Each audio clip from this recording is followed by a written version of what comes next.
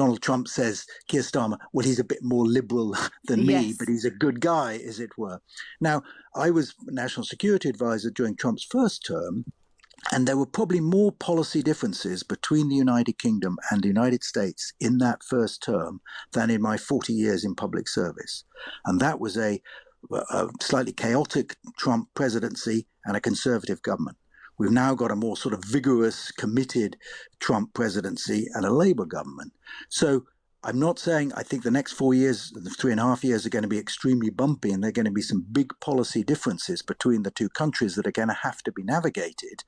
But I think Keir Starmer's done a good job in getting that personal relationship into a good place to be able to tackle it when the differences come down the track, as they undoubtedly will. Now, as we've been discussing this morning, President Trump's visit to his golf courses in Scotland was quickly becoming a potential diplomatic nightmare for Keir Starmer after President Macron announced that France would formally recognise a Palestinian state. The Prime Minister, well, he now has a lot more to worry about than just his golf swing. The issue of Gaza is threatening to overshadow the President's private visit, which is already much more than just a business trip. So what, if any, is a good position for Starmer to take on the knotty issues of the day with the President? Let's speak to Mark Lyall Grant, a former National Security Advisor and permanent representative of the United Kingdom to the United Nations. Mark, good morning to you. Good morning, Kate. How does Keir Starmer emerge from this trip with a win, or at the very least unscathed, given the potential obstacles in the way? Well, I think the line that Keir Starmer has now taken on recognition of Palestine, i.e. not doing it along with Macron in the short term, but waiting for the right time, makes it a lot easier than it would have been had he agreed to go along with Macron in recognising Palestine unilaterally. So I think the focus of their talks will be on how to relieve the immediate humanitarian crisis and get the peace process back on track. But he will also want to try and tie up the loose ends of the trade deal. You know, we've got an outline of a reasonable trade deal between the US and UK, but there's still outstanding questions of steel tariffs and one or two other outstanding issues. And then he'll talk about Ukraine and maybe illegal migration as well. So there's a lot on the agenda, but I don't see it being quite as fraught as it might have been had the Middle East separated the two allies. I note that I think before he left for Scotland yesterday, Trump talked about the trade deal, you know, something that no other UK leader had been able to achieve in over a decade, and simply said, that's done. So again, I wonder how Keir Starmer approaches this, if in Donald Trump's mind, that's all done and dusted now. That is not up for discussion. Seemed to be the sort of tone of what Trump was saying there. Yes, I mean, Donald Trump is not a details man. And so from his point of view, you know, the overall framework was agreed, and therefore it's now down to sort of officials to sort out the detail. But I think Keir Starmer, who is a man who's more interested in detail, will want to say to President Trump, look, we still have one or two issues we've got to sort out, including the steel tariffs, and try and lock that down either during this visit or during the state visit, which is coming in the middle of September.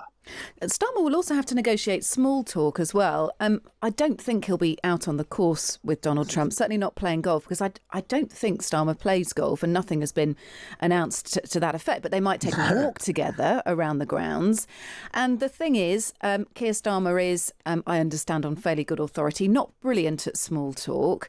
And there's the question of nothing you say to the US president ever really being private. How does he negotiate that? Well, I think you're right. I don't think he does play golf, unlike David Cameron, who did play golf with President Obama, for instance. But he will want to engage in some of the small talk. But from my experience, having met President Trump during his first term, President Trump's very happy to do a lot of the talking. So it's really a question of giving him the cues, and he will do 60-70% of the talking. I think Keir Starmer will probably try to bring it back to some of these big issues that I mentioned earlier. But equally, he needs to go along with Trump when Trump is rambling on about immigration or the way Europe is undermining free speech and all the devils in the European Union, all those sort of issues that he likes to talk about when he comes to Europe. And I think Keir Starmer will be quite happy to deal with that. I wonder how much Donald Trump will want to talk about politics on this trip. I have to say, is there an appetite for it, do you think? Because there might be, or you might make the argument that for him it's a business trip and that actually he'll just want to be, I don't know, indulging in what his golf courses have to offer without engaging in too much political conversation. I don't know whether we've got any experience of knowing whether Donald Trump is the kind of person to say, actually, Keir, I'm just here for a bit of a holiday. I'm here to enjoy the golf. Stop pestering me with all this stuff. Well, he could say that, but he would have said that already if that was the case. And let's not forget that Ursula von der Leyen, the EU Commission president, is coming over to meet him. Very and true. I don't think she plays golf either. So she'll be talking trade, and that's actually more serious because they've got about a 5-day window now before the 1st of August in order to tie up a EU-America trade deal. It's actually much bigger than the UK-US one. So I think President Trump will be ready to talk business as well as play golf, but he does love his golf, and he's going to be playing at both his golf courses, of course, when he's over here. Interesting. And we shouldn't forget, Yeah, I think on. there's an under sort of reported aspect of Donald Trump, I always feel, that he is unusual in well, not unusual, but unusual recently, in that he is instinctively an Anglophile. Because his mother's Scottish and he loves the royal family and the Gulf connections, etc. And that wasn't the case with President Biden for sort of Irish reasons and President Obama for Kenyan reasons. They didn't have that instinctive sympathy, if you like, with the United Kingdom. Donald Trump has that, and I think Keir Starmer's done a good job in playing on that to develop a relationship, despite the fact that they have completely different political backgrounds. Donald Trump says, Keir Starmer, well, he's a bit more liberal than me, Yes. but he's a good guy, as it were. Now, I was National Security Advisor during Trump's first term, and there were probably more policy differences between the United Kingdom and the United States in that first term than in my 40 years in public service. And that was a slightly chaotic Trump presidency and a conservative government. We've now got a more sort of vigorous, committed Trump presidency and a Labour government. So I'm not saying I think the next 4 years, the 3.5 years are going to be extremely bumpy, and there are going to be some big policy differences between the two countries that are going to have to be navigated.